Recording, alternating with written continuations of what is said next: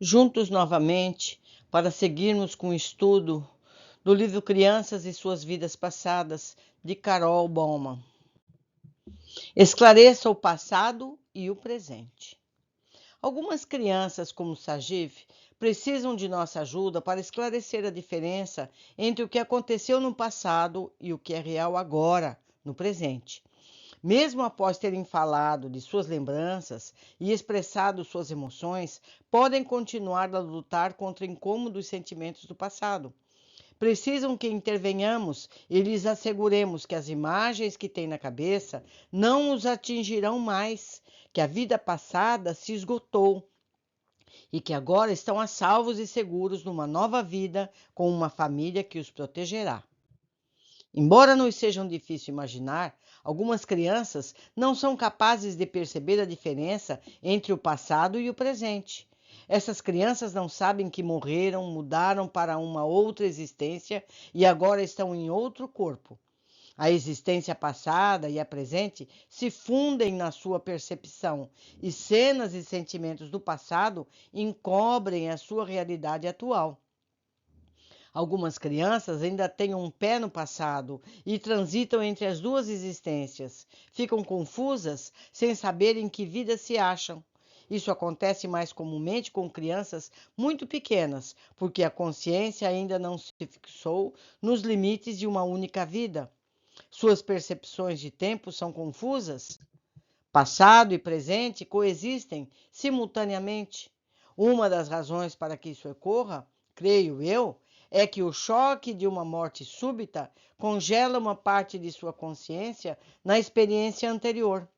Parte deles fica realmente presa no passado e a transição não se completa. Podemos ajudar as crianças a completar sua transição, dizendo-lhes: agora você está em um novo corpo, está numa outra vida. As palavras agem como uma corda de resgate, tirando as lembranças do passado para fixá-las inteiramente no presente. Além desse esclarecimento, você pode precisar dar à sua filha ou filho, garantias de segurança para questões perturbadoras específicas. Garanta a essa criança que cada um dos eventos desagradáveis pelos quais passou são coisas do passado, que não acontecerão novamente. Use palavras positivas e categóricas para reforçar as lições aprendidas com a lembrança. Repita as garantias, se necessário, nos dias, semanas e meses seguintes, especialmente quando ela se defrontar com situações que possam lembrá-la da perturbadora experiência anterior. Nathalie. Phyllis Elkins me procurou logo após minha aparição no programa da Oprah. Telefonou-me alguns dias depois que sua filha de 2 anos, 2 anos, meus amigos, vejam bem, Nathalie anunciou sua própria morte iminente. Percebam esse caso como Phyllis usou perguntas para distinguir os fatos, como a pequena Nathalie progrediu em poucas semanas até fazer sua catarse, e como os tempos de verbo que empregava variavam do passado ao presente, revelando confusão com relação ao tempo e à realidade. Certa manhã, Nathalie e eu descemos até a cozinha. Ela brincava no chão quando olhou para mim e disse de uma forma inusitada, clara e pronunciando bem: Você não vai me ver mais. Respondi: Que quer dizer com isso? Bob e Randy me colocaram na água e me mataram. E fui lá para cima. E apontou para o céu. É claro que comecei a tremer de medo e perguntei: Quando isso aconteceu? Ela pensou por um minuto e respondeu: Terça-feira. Era quarta-feira. Como estávamos sentada, uma frente à outra, podia ver seus olhos ligeiramente embaciados. Através deles percebia que ora ela estava presente, ora estava em transe. As palavras eram intencionais e claras como cristal. De repente, seu comportamento mudou. Ficou calma, controlada, pareceu mais madura. Seu comportamento me deixou nervosíssima. Contei o fato a meu marido. Quando voltou do trabalho, ficou tão aflito quanto eu. Tentou falar com ela, mas Nathalie mudou de assunto e agiu como um bebê. Ela tinha 2 anos. Na manhã seguinte, meu instinto me disse que ela voltaria a falar. Perguntei: lembra do que aconteceu ontem? Bob e Randy? Ela disse: sim, foi algo sobre uma piscina. Seu rosto estava sério e falava com muita clareza. Então eu pedi: fale sobre a piscina. Ela respondeu calma e sem medo. Tem brinquedos e peixes. Continuei. Fale de Bob e Randy. São crianças? Sim, são crianças, respondeu imediatamente. Isso é um sonho? Perguntei. Não, não, respondeu o Sr. Indizal. Viu isso na TV? Não, não vi na TV. Isso aconteceu? Ela respondeu. Preciso ir logo. Preciso ir lá para cima. Você tem medo de água? Não, preciso ir logo. Preciso ir lá para cima. E foi tudo o que consegui tirar dela.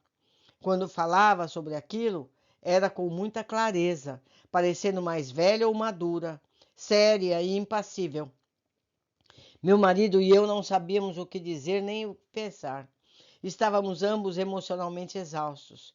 Dormi aquela noite com Nathalie, porque estava amedrontada e queria ficar perto dela.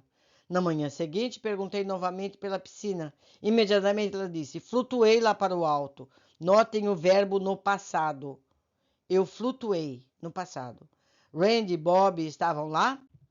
Eram meus amigos, mas não queriam brincar comigo. Você estava de maiô? Perguntei. Ela olhou para si mesma e respondeu: sim, mamãe, eu estava lá. Não. Desculpa, meus amigos. Ela olhou para si mesma e respondeu: sim, mamãe estava lá? Ela responde: não. Você era uma menininha ou uma menina grande? Menininha. Qual era o seu nome? Nathalie. Observem que Phyllis usou o presente e Nathalie respondeu dando seu nome atual. Como era a piscina? Tem brinquedos. Uma pequena piscina com peixinhos. Eu estava nadando nela. Como era a sensação de flutuar? Ela responde: boa. Sabia que não era uma fantasia. Ela tinha 2 anos e a história era consistente. Não mudava com o passar dos dias. Quando ela inventa uma história, mistura com outras de sua imaginação, com histórias que ouviu. Posso identificar essas histórias facilmente. Elas altera constantemente, mas nessa história de uma vida passada não há fantasia. Ela é muito clara nos detalhes. Nathalie contou sua história várias vezes, sempre pela manhã. Ela acordava e começava a falar, e era sempre consistente. Comecei fazendo perguntas abertas do tipo: e o que aconteceu depois? E acompanhava seu relato. E quando ela acabava, estava encerrado, não adiantava insistir. Phyllis e eu discutimos as várias hipóteses. Nathalie falava de uma lembrança de vida passada ou estava prevendo sua morte. Pendíamos para a alternativa de vida passada. Embora Nathalie não tivesse medo de água, os outros sinais estavam presentes. O tom de voz impassível, a consistência da história, o conhecimento de que o afogamento pode causar a morte. Algo que Phyllis me asseverou que a pequena Nathalie ainda não sabia. Disse-me que não conhecia os meninos com o nome Bob e Randy, mas que não ia deixar Nathalie passar nem perto de uma piscina enquanto aquilo não fosse esclarecido. Na verdade, relutava até em dar banho na menina. Encorajei Phyllis a continuar falando com Nathalie sobre aquilo e usar as perguntas abertas, garantir à menina que aquilo havia acontecido no passado, quando ela ainda estava em outro corpo, e que Rob e Randy já não estavam mais ali, nem podiam machucá-la. Também alertei Phyllis sobre uma possível e iminente catarse. Nathalie poderia voltar a passar pelo momento de terror de seu afogamento, gritar, se debater, mas tudo terminaria bem. Disse-lhe que se isso acontecesse, deveria estar presente para ajudá-la, deixar que ela passasse por todo o processo e depois dar-lhe todo o amor e segurança, que tudo terminara e que estava a salvo. Algumas semanas depois, as coisas começaram a mudar. No Dia das Mães, Phyllis voltou a fazer as perguntas e Nathalie sobre a sua experiência. A criança se machucou brincando na piscina? Ela respondeu sim.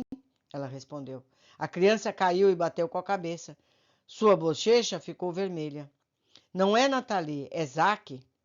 Surpresa, Phyllis perguntou. O que aconteceu depois? Eu fui para o céu. Qual a idade de Zaque? 2 anos, respondeu.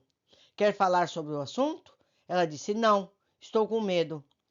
Phyllis tentou infundir-lhe confiança. Isso não acontecerá novamente. Pode falar desse assunto. Mas o transe de Nathalie acabara. Não tinha mais nada a dizer.